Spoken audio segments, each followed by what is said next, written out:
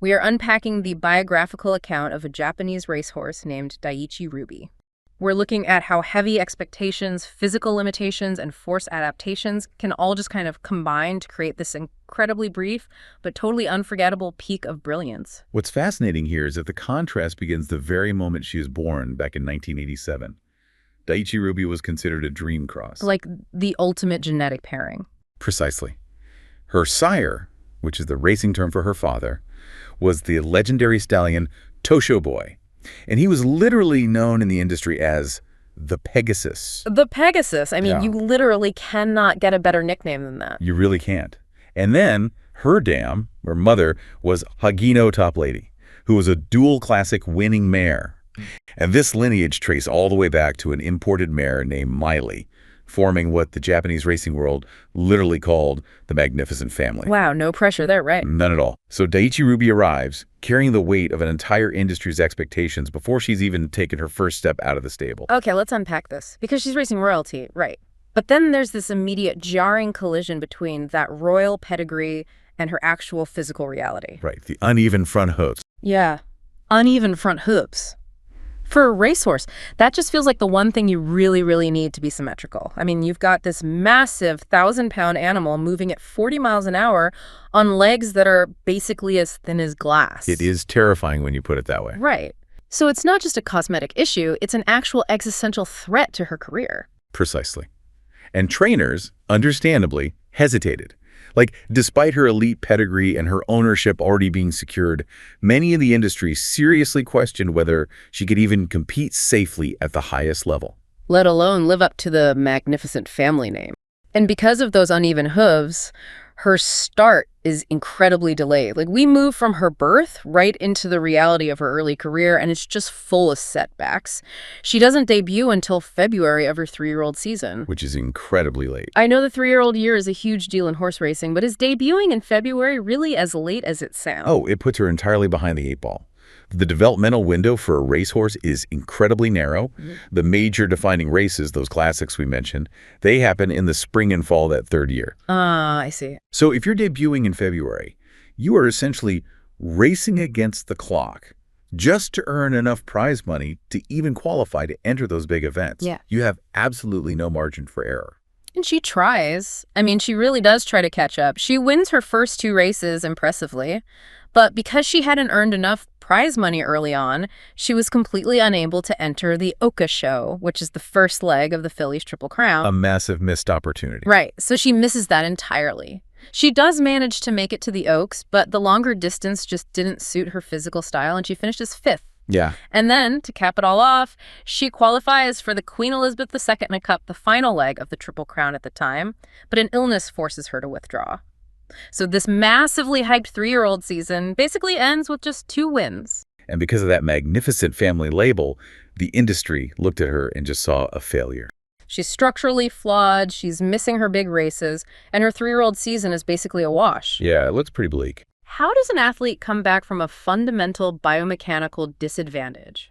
Like, do they fix the hooves or do they change the race? Because as we move into her 4-year-old season, something completely accidental shifts the entire trajectory of her life. Yeah, this is where it pivots. Up until her 4-year-old season, her trainers had raced her as a front runner or a stalker. Meaning they put her at the front. Right. Dictating the pace from the moment the gates open. Because that was the typical style of her bloodline. A Magnificent Family horse leads. They exert dominance early. But here's where it gets really interesting. In her first race at age 4, she finishes a narrow second, but something incredibly important happens. A mistake at the starting gate forces a complete change in strategy. A total accident. Right. She stumbles or hesitates when the gates open, and suddenly she is forced to run from way behind the rest of the field. And by sheer accident, they discover she has this devastating closing kick. Exactly. A late surge of speed that just blows past everyone. It completely changes her profile. But then, that bad start forced her to drop into a low gear, saving all that kinetic energy for a massive final sprint. That mechanical shift is exactly what happened. Because biomechanically, running from the front requires a high, steady cruising speed that slowly drains aerobic stamina over the course of a race. Okay, so it's an endurance game. Exactly. But running from the back, being a closer, requires an explosive anaerobic burst of acceleration at the very end. They use completely different energy systems. Oh, wow. Yeah. So by failing at the gate, Daiichi Ruby was finally forced out of the pattern everyone expected of her. She actually got to use the athletic profile she was built for. The mistake was the key to unlocking her potential. And it pays off instantly. Her transformation really begins. She comes back after a long break and wins the Kyoto Himba Stakes, which is her first graded victory, meaning a top-tier group race. A huge milestone. Yeah.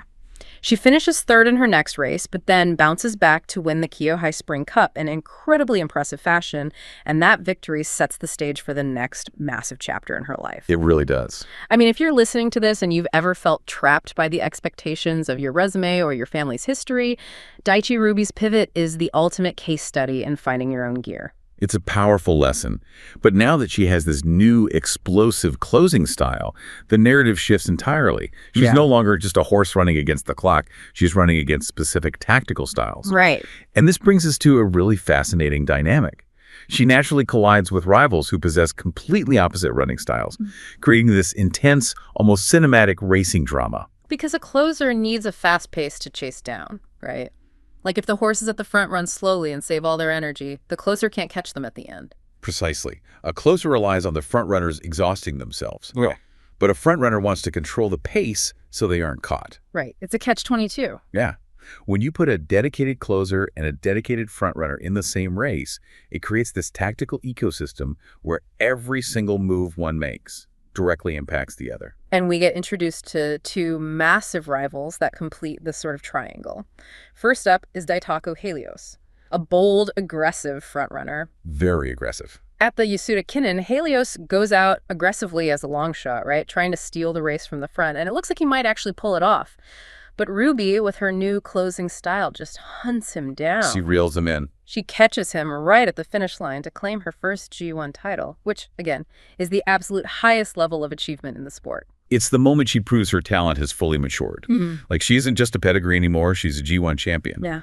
But the rivalry with Helios is this wild pendulum. It really is, because next is the Takamatsu no Miya High. At the time, this was a 2,000-meter race. And from what I understand, 2,000 meters is getting a bit long for a horse showing real sprinting tendencies like Ruby. It's definitely stretching her stamina. But the history here is heavy. Both her dam and her grand dam won this exact race. If Ruby wins, it's a rare 3-generation triumph for the same female line. She enters as the overwhelming favorite. The script is practically written for a fairy tale ending. But racing doesn't follow scripts. It does not. In the final stretch, Helios, the exact same rival she just hunted down, finds another gear, surges forward, and denies Ruby by a single nose. Ouch. A completely painful photo-finish defeat. And then the ecosystem gets even more complicated. In the autumn at the Swan Stakes, a new rival enters the Chat KS Miracle. Yeah. A rising young star with blinding raw speed who actually beats Ruby in record time. Which leads us to the Mile Championship. We now have 3 distinct forces. Ruby enters as the favorite, KS Miracle is the second choice, and Helios is doing his bold front-running thing. It's a clash of titans. Helios takes control from the front, and in the end, they finish first, second, and third. Helios, Ruby, Miracle. The only time this legendary trio shared the podium. But I have to challenge something here. Go for it. You called this a tactical ecosystem that pushes a competitor to their limits. But did it really push her to greatness, or did it just exhaust her? That's a tough question. I mean, when you're constantly chasing a relentless frontrunner like Helios and fending off a speed demon like Miracle, doesn't that rock, paper, scissors dynamic actually break an athlete down eventually? It's a very fair critique, and it really cuts to the heart of what makes elite sports so dangerous. Greatness requires contrasting rivals to expose your limits. Like, Ruby's closing kick wouldn't be nearly as legendary if she wasn't hunting down a relentless pace setter like Helios. That's true. They kind of need each other. Exactly. They defined each other's greatness by constantly threatening to expose each other's weaknesses. But pushing past those limits has a compounding physiological cost. Every time she had to dig into that deep anaerobic reserve to catch Helios or match the record-breaking pace of KS Miracle, she was drawing down on a finite physical account. Taking a withdrawal from the bank. Right, which sets the stage for the ultimate climax. Right, the bill comes due. This brings us to the climax of her career. The Sprinter Stakes in December. Now let's talk about the mechanics of this race, because it's only 1,200 meters. Ruby has literally never run this distance before. It's incredibly short. Helios is absent, so it's a direct showdown between Ruby the closer and KS Miracle the record breaker. Why is 1,200 meters such a problem for a closer? Because a 1,200-meter sprint is pure, sustained violence. Logically, it requires instant acceleration from the moment the gates crash open. There's no time to settle. So no pacing yourself. None. A closer like Ruby usually needs more distance to wind up, find her rhythm, let the front runners tire themselves out, and then launch that late surge. In a 1,200-meter race, by the time a closer winds up, the race is over. Wow. Yeah, the mechanics were entirely stacked against her newly discovered style. Everyone assumed this shorter distance heavily favored KS Miracle's raw speed. But Ruby defies all logic. She delivers a stunning performance. She dominates the race, winning by an incredible 4-length margin. Which is unheard of. Right. I watched some tape of 1,200-meter sprints while prepping for this deep dive, and they are over in a flash. The horses are usually packed together at the finish line. 4 lengths in a sprint is an absolute eternity. It's a massive, undeniable gap. It is. She claims her second G1. She becomes the rare mare to win 2 major mixed-gender races, and she is named both Best Older Filly Mare and Best Sprinter of the Year. It is the absolute pinnacle. She conquered a distance she had absolutely no business conquering, blown away the competition in a way that just cemented her legacy. But this moment of ultimate triumph is immediately shattered by a profound tragedy. We have to slow down here because what happens on the track that day is just devastating. Yeah. During that exact same race, while Ruby is flying toward her greatest victory, KS Miracle collapses on the track. He is fatally injured. It's heartbreaking. The contrast is just jarring. You have Ruby reaching absolute immortality, crossing the finish line lengths ahead of everyone, and right behind her, her greatest rival is losing his life on the exact same dirt. It turns this crowning achievement into a moment of unimaginable heartbreak. It really forces you to confront the stark, physical toll of the sport. These animals are pushing the absolute limits of biology. The line between a historic, record-setting performance and a catastrophic mechanical breakdown is razor thin. Just razor thin. KS Miracle was pushed beyond what his body could sustain. And while Ruby survived the race, the sheer physical exertion required to win a 1,200-meter sprint by 4 lengths fundamentally altered her.